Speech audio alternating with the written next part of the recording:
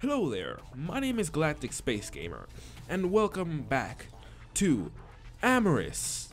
In the last episode, we went on a sort of date with JAX, and in this episode, we're gonna go on another date with JAX. I think, maybe. Let's do it. Let's go. JAX. I like to say that kids lasted me until our next date. I know even Kobe was getting tired of me talking about it. However, the ultimate dating disaster struck. Life. My job search started getting callbacks, and that meant interviews. It wound up only being a couple, but they were all scheduled in the afternoon. For the next couple of days, I'd rush into an office or store and try to remain composed and calm while I glanced at the clock. Both times it ran long, and once I'd gotten free, Jax was already getting ready for work and nearly out the door.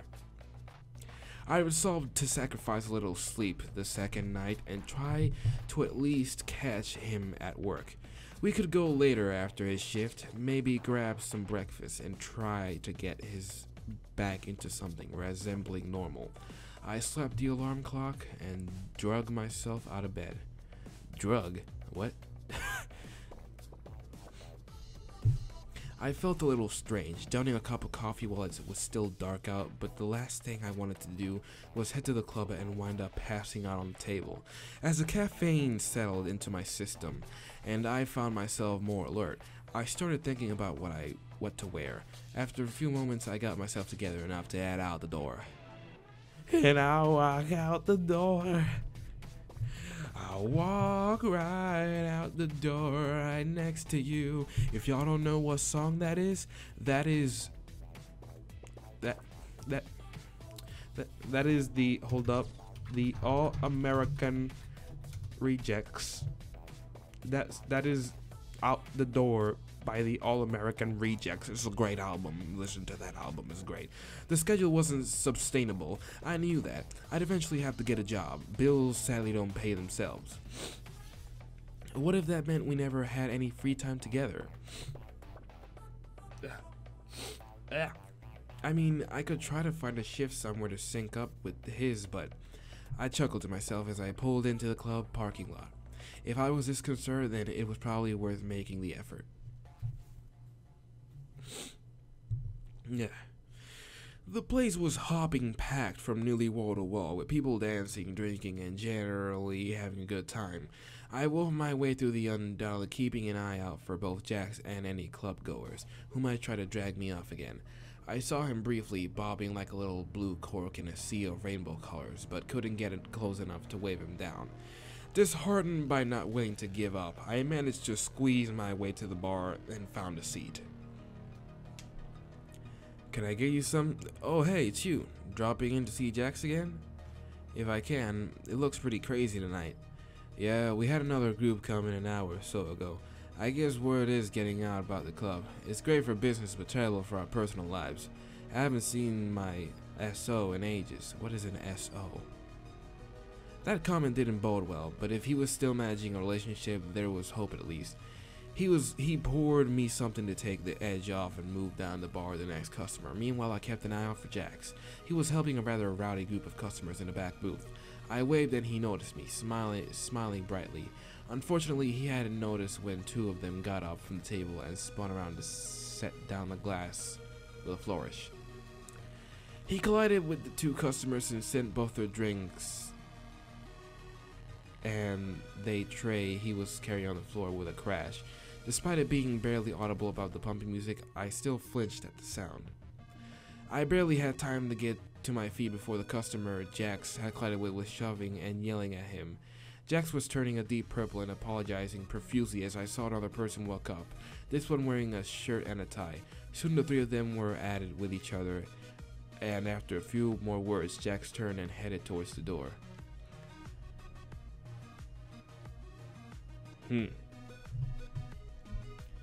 Bitch, confront that bitch. Tell that bitch what's good. Rip him a new asshole. I didn't know what happened to Jax, but I knew one thing: the jackass at the table had something to do with it. I stood up from my stool and made my way towards the booth. They were all laughing about what had just happened when the bartender walked over with a set of drinks, stating they were on the house. I walked up to the guy Jax had collided with. Look at this bitch. Something I can do for you?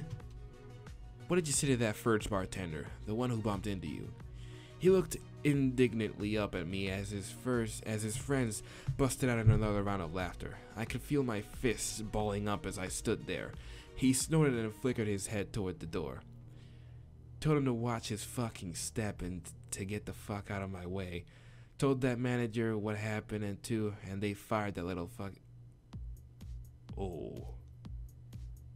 Oh. Oh man. Oh my. Oh man. My expression went cold. Some of his compatriots fell suddenly silent and glanced amongst each other, likely because they could hear my hands clenching. He didn't seem to notice or care much. Why? That little fruity lizard your boyfriend or something gonna come and beat me up for making him cry 'cause he's a klutz? Let me tell you something. He didn't get the chance to complete that thought before my fist slammed into his cheek. Oh my god. Look at what I did. I turned violent, y'all. And back against his friends, eyes wide open and head wobbling on his neck like a cartoon character. I was about to let the other fist fly when I felt a hand around my wrist. The bouncer calmly told me that I needed to leave. I'm not allowed. Well, shit. I glanced back at the bouncer for a moment, seeing, well, this bitch deserved it. Seeing his eyes flick to the guy in the booth, his hand eased off my wrist just enough that I still looked as if I were holding it.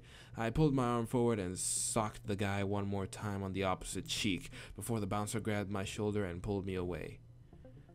Ow! That's right, bitch. You don't fuck with this. You don't fuck with me, alright? And I ain't talking about the Big Sean song. Let me stop. They unceremoniously deposited me on the front step of the club, letting me know in no uncertain terms was unwelcome for the rest of the night. The bouncer shrugged at me, clearly seeing some justification in my actions, before walking back inside and leaving me on the curb. What? What did you do? Jack stood a few feet away, his eyes bloodshot, and looked on me. I rubbed my fist, gently, feeling very put on the spot. That guy was an asshole. He deserved it. Jack stared at me if I'd just broken his favorite glass. His mouth hung open in shock as he shook his head slowly. What did you want me to do? Let him just badmouth you? What happened to you anyways? Why did you just leave? They fired me on the spot. Final warning. I fucked up just enough for them to take away the one job that I liked. The only one that I was good at. Fired you for spilling a drink? That's crazy. That can't be everything. You've been working there for ages now. They wouldn't just up and let you go because of one mistake, would they? The manager wasn't fond of my antics. He just wanted me to serve drinks, not make a show of it. Particularly if I was going to drop bottles or spill anything, this was just the opportunity he was looking for.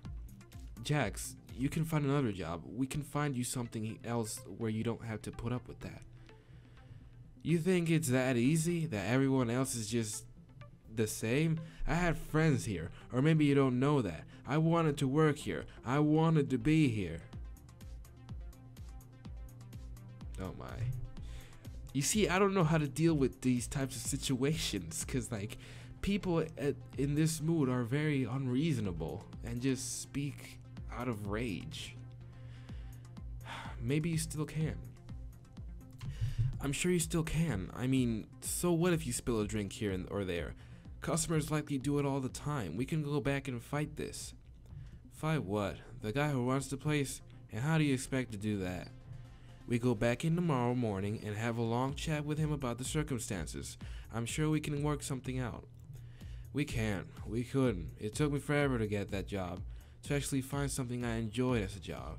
Do you have any idea how rare that is? We don't know that, Jax. That guy was a jerk, and maybe we can explain that to the manager. You've got friends there. Maybe they can help you out. Even if they can't, we may still be able to get you a job somewhere else. So that's it? You're just going to stand there and tell me it's all okay? That doing something I love can just be yanked out from under me and I should smile about it? I'd never seen JAX so livid. His scales had shifted to a brilliant, almost violent red as both hands balled tightly into fist. Oh my god. Yo, chill. I wasn't sure if his intentions was to pummel me or just scream, but as I watched him tremble in rage, I had the same feelings the first time we met. I wondered who the real JAX was. What do you want me to say, JAX? That everything is going to be okay and we can just walk back inside right now and have everything stay the same? Because I can't. I want you to admit it. I want you to tell me why you had to show up now, why you had to wave and make me look away, and why you fucking couldn't just stay home. Ooh. Ooh. Damn. Damn. That's some Antarctica type cold shit right there.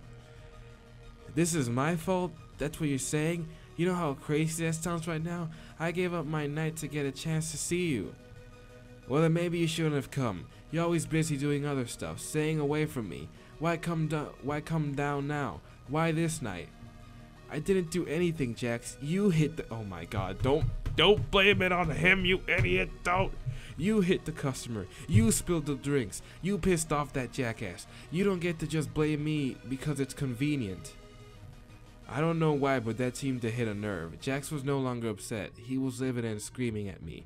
His voice echoed off the buildings nearby, his whole body trembling with a barely contained rage. Damn it, Zach. You never understood me. You never understood anything but your own fucking tiny little world. You never cared what happened to me. What I wanted to do. It's my life, my choice, and you can go to fuck to hell. No, my. Jesus, this guy needs some therapy. Damn. JAX's shout hung there for a moment, his body trembling as the last echoes reverberated through the alleyway. His scales shifted, colored wildly, arms tense as if he was about to attack. It may have been the look of confusion on my face or the sheer silence beneath that flickering streetlight that brought him back, but the sudden realization was clear in his eyes. Oh crap, that wasn't... In a moment, it was as if his strings were cut. He fell to his knees on the sidewalk, just staring at me and through me. Comfort him.